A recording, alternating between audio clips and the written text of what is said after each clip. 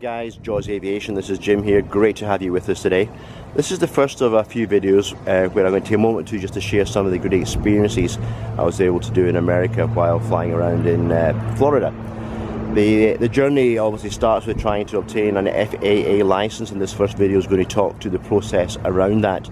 Just want to share what I had to go through when I was doing some research for that. Not all the information was easily available, and certainly not available in a single place. Hopefully this video will give you some insights on how to do that.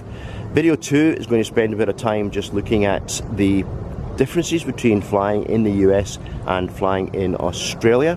Not that I'm an expert in that by any stretch of the imagination, but I did learn some good things and just want to share them with you. Hopefully that will help you if you decide to embark on something similar.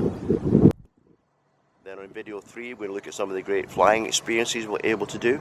Went across to the Everglades, landing on Florida's second shortest runway.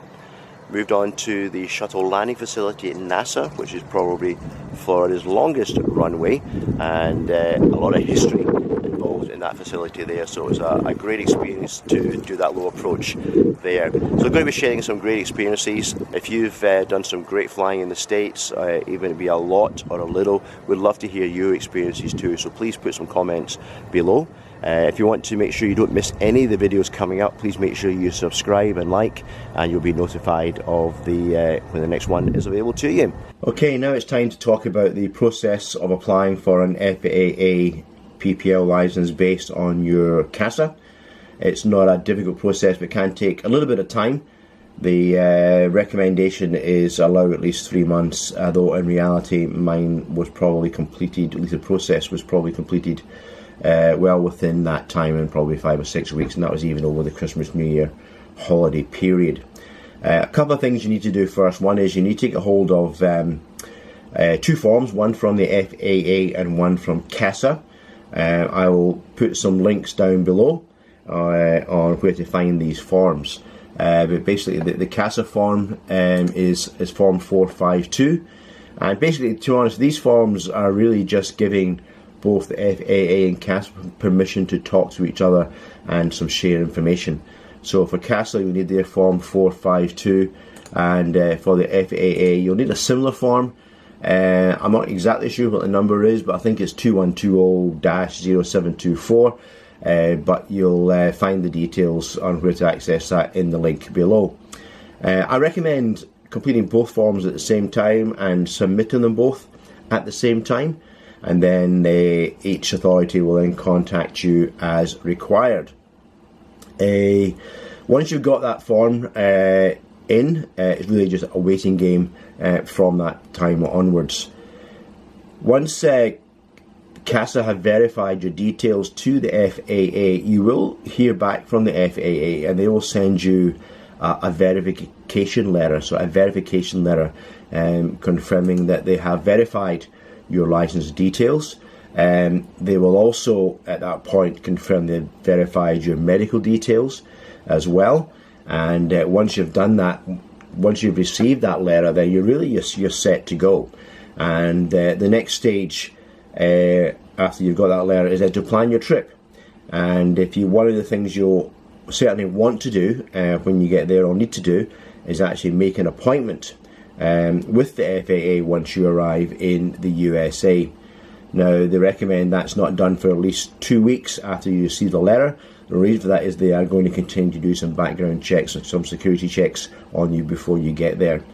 On the FAA application letter, you will want to nominate an office, and that office will depend on which region you want to be doing your flying, or which region you want to go and initially pick up your license from, and then you make an appointment with an inspector at that office. Now, the interview process with the FAA is actually really straightforward. It is very much a background check, a security check. They will register you in their IAPRA system as an airman. Lots of personal details will be entered into that system.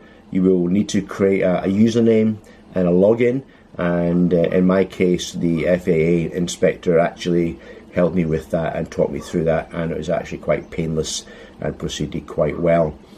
Now, once they've entered all your details and he has verified all your documentation, which, by the way, you will need to take with you. So once you've got your FAA letter and you got your appointment, to your appointment with the FAA in the USA, you will need to take a copy, or the original copy, preferably, of your verification letter. You will still need to take your original and copies of your medical here in Australia, and also your CASA flight crew license with you as well. Recommend you also take your logbook with you so you can demonstrate that you are current. Now, the FAA inspector will talk you through, I guess, the privileges of holding a license, and basically you'll be issued, certainly in my case, on the spot, an FAA temporary license, which they'll print out and give to you. That is valid for 120 days from date of issue, and that gives you the right to fly under the same conditions as your Australian PPL. And that's quite an important thing to note, is that you're only authorised to fly in the States to carry out what you're currently allowed to do here in Australia. So if you're single engine PPL, day VFR, then that's what you'll be allowed to do in the USA. After 120 days, that paper or that temporary license expires, but before that does, you should then receive a plastic license sent to you to your home address in the mail, and that then becomes your permanent license going forward.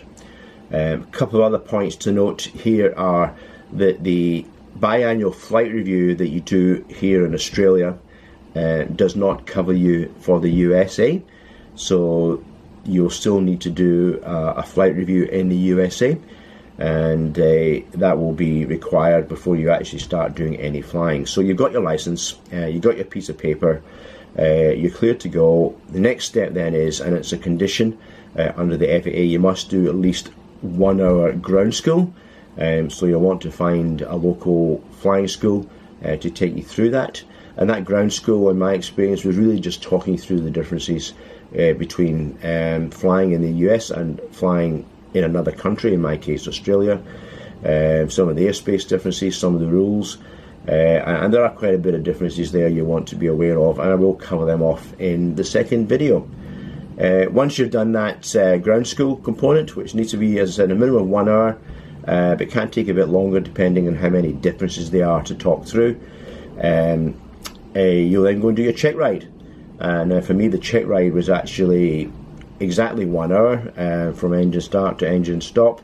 It wasn't difficult at all, pretty much what you would expect to do in Australia. So you'll take off, you'll climb up, as we did, to 3,500 feet. You'll demonstrate a stall, followed by a steep turn, followed to another airfield to do some touch and goes, and then back to where we departed from.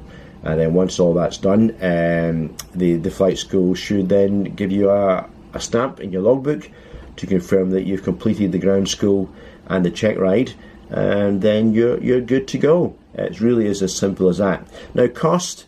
This is the interesting bit, is that CASA charge you $50 to process your application. The FAA don't charge you to process your application. And also discovered the FAA moved ahead much quicker than CASA did. So the FAA component of it actually went through really, really quickly. The piece that I found that slowed it down mostly was waiting for CASA to respond back to the FAA. So look, guys, as always, if you get any questions, please just pop them down below. And also, if you want to see the other videos coming up, remember, this is part of a series. Video 2 will talk about the differences in flying, differences in airspace, and some of it's actually great stuff they have in the US. Flying in the US, I believe, is geared for it. Makes it easy for GA pilots, and certainly something not to be feared and something to look forward to. But as well as the differences, I'll also be talking about how to prepare for going to the USA to do that flying. So please make sure you subscribe, hit the like button, and as I said, if you've done this process and you've got any questions or any comments to make, then please do not hesitate just to pop them down below, and we can all benefit from each other's experience. So have a great day, and we'll see you next time. Bye for now.